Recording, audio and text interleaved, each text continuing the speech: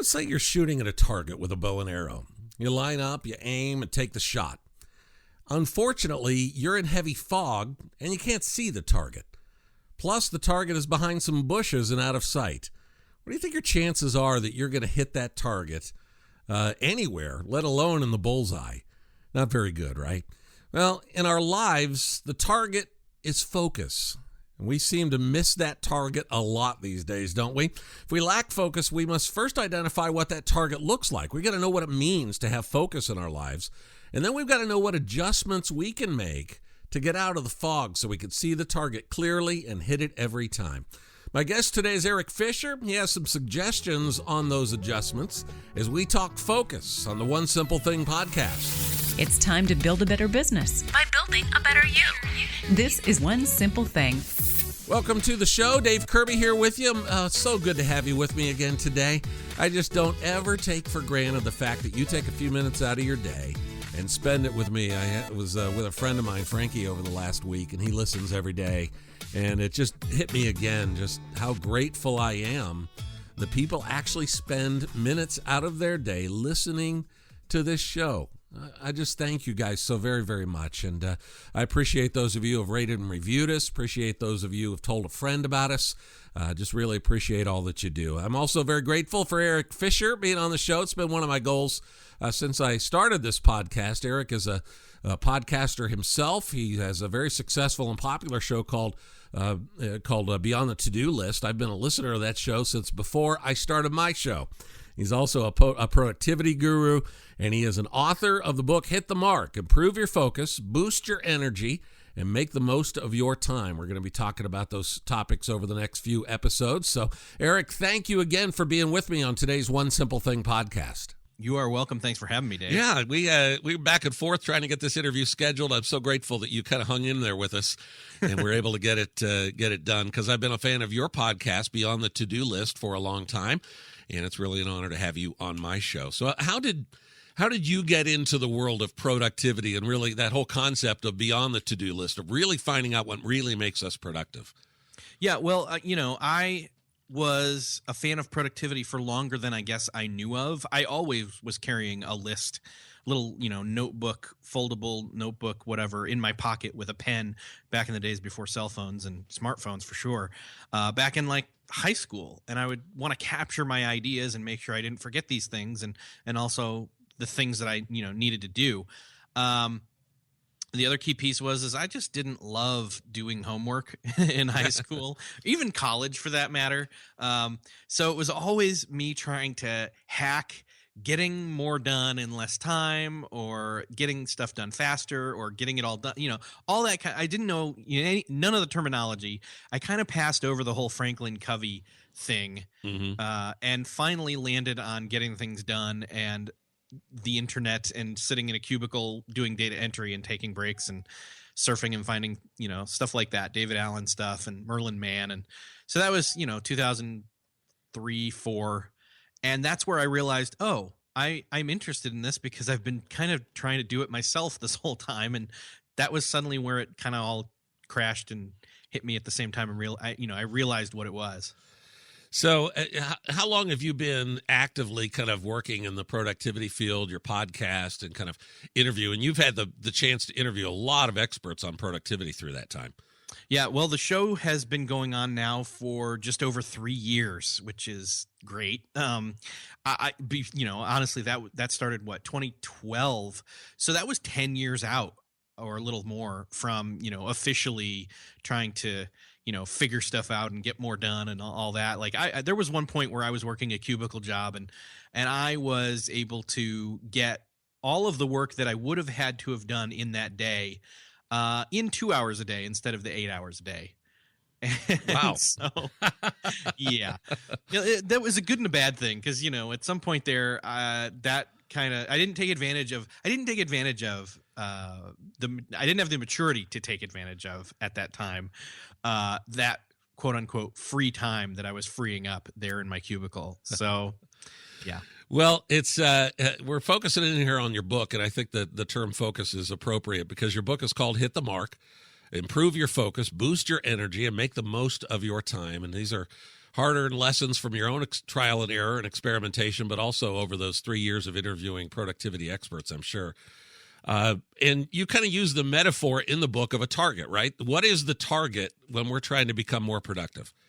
Well, the target is whatever it is you're actually wanting to accomplish or get done or achieve. In other words, it doesn't have to be a specific, task. It can be, although it can be, it can also be a accumulation or I should say like a group of tasks, a project, or it could be being a different person, learning a skill and being different. And it really comes on down to that target is whatever goal it is that you officially decide to go after.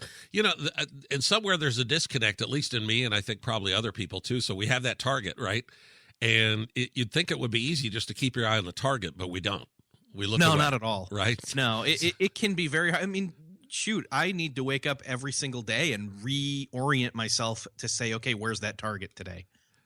Yeah. So that's a daily process. So what are some of the things that we can do to kind of keep our eyes on that target that we can start to change in our focus that will help us make that transition easier?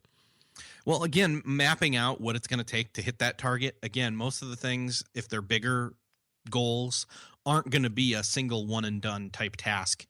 Although that's great. I think maybe visualizing lots of little or breaking them down into little targets where you hit one of those every day or every other day and you feel like you've got this momentum going on towards that bigger, further off target that's further out. That's one of the main things that I've got to do is I've got to break it down and I've got to make sure that I feel like I'm making progress. Sometimes I get discouraged very easily if I don't feel like, okay, for example, we're right now, my wife and I were working very hard on trying to get our house ready to put up for sale. It can be discouraging every day when we were like, see certain things that still need to be done. But if we can go look in a different room and say, man, this room is done and it looks great.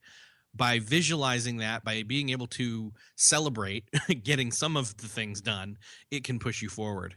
So instead of being overwhelmed by the big giant monster of whatever it is that you're looking at, it's breaking it down into smaller pieces that don't look so intimidating. Exactly. And that's half of why most of the time people, one, won't either dare to start to create a goal or a dream or a target to hit. They will also then not even, they won't even dare to dream, let alone dare to start.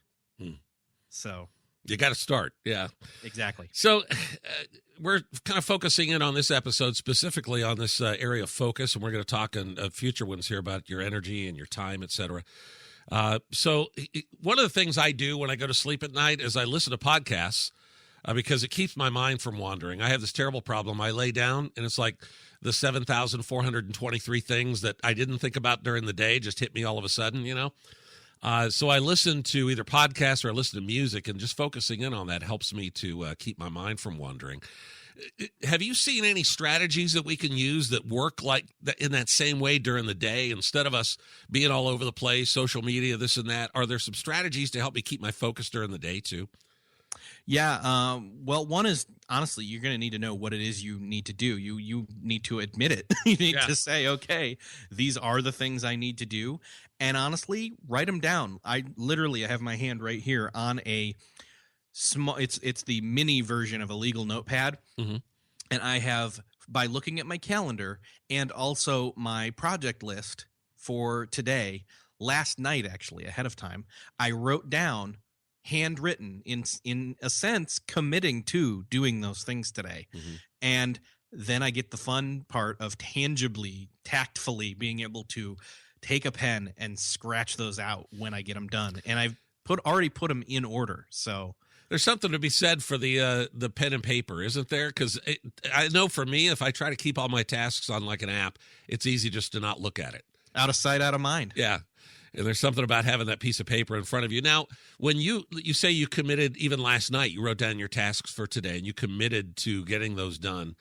Do you hold yourself accountable? Like if you get to the end of the day and you didn't get all those things done, do you say to yourself that, you didn't have a great day today, I need to do better tomorrow? Or do you, how do you deal with those things you don't cross off. Yeah, if I let myself down and I overcommit, then I kind of have a talking to with myself. No, I do. I do sort of do that, but I do more or less look at the list and say, one, these were all really important things, and I do try to keep them as minimal as possible. As much as I can, I try to say, hey, here are the meetings that I have to be in, and then here are the phone calls or whatever. Here's where I've got to be this time, this place. Here's this report I've got to turn in, etc. I try to leave off as much as possible so that there is wiggle room in case something comes up. Then it's not taking away from one or two things on the list because those things aren't on the list. So in other words, I'm really trying to push forward the most important things first. So at the end of the day, if I don't have everything on this list done, then I am going to immediately look to say, okay, where else can I fit this in? And again, in context, the night before when I'm planning this out, I'm making sure that the stuff that has a hard, fast deadline that I can't pass up or get in trouble for passing up, that goes at the top. That's where I start. It's top to bottom list. Have you found that it's kind of a tweaking process? So you if you notice every day there are things on my list that I'm not getting done, maybe I'm overcommitting. So then I got to tweak it and I got to look at the time I have available and start being a little more realistic with my schedule, et cetera.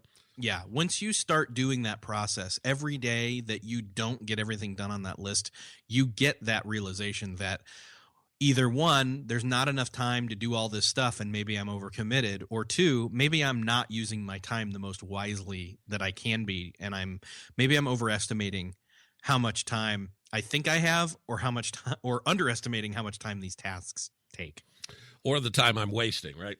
That's the other one we don't really want to talk about, but yes.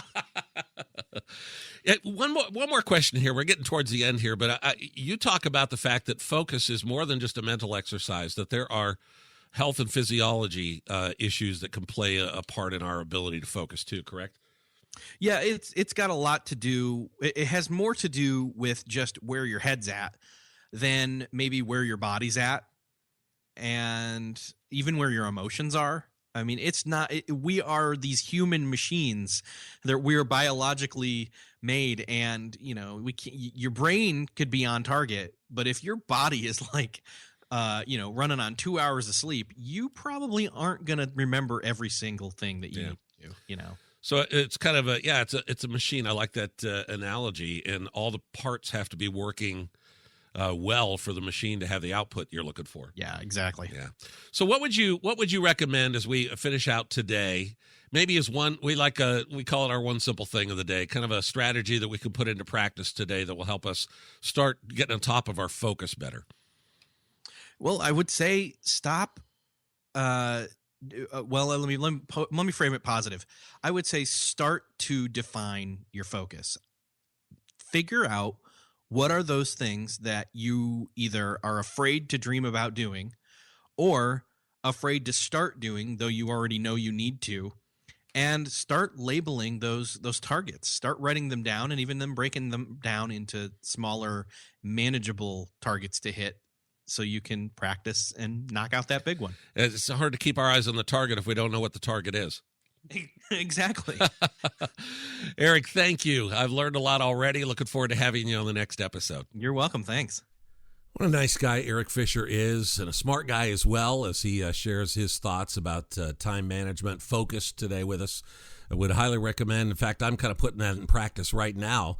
I'm sitting down and labeling some projects that I know I want to start, but in the back of my mind, they've been kind of those, well, I'll get to it, or I want to start that, but I haven't really put any kind of teeth to it, or really put it down on paper and put some deadlines or broken it down into smaller, manageable chunks. So I'm doing that right now with a couple of projects, kind of at the urging of Erik. So I appreciate his wisdom. Hopefully you'll do likewise. Check out his book. Again, it's called Hit the Mark. Improve your focus, boost your energy, and make the most of your time. You can find that book on Amazon.com. The easiest way to get there, go to our website. We have a banner ad right on the front page for Erik Fisher. Just click on it. It will take you to his Amazon page. Again, you can find that at onesimplething.online.com. Erik going to be back with us on the next program. We're talking energy. We're talking focus. We're talking time management. Make sure you join us for the next One Simple Thing podcast. I'm Dave Kirby. Again, thank you so much for listening.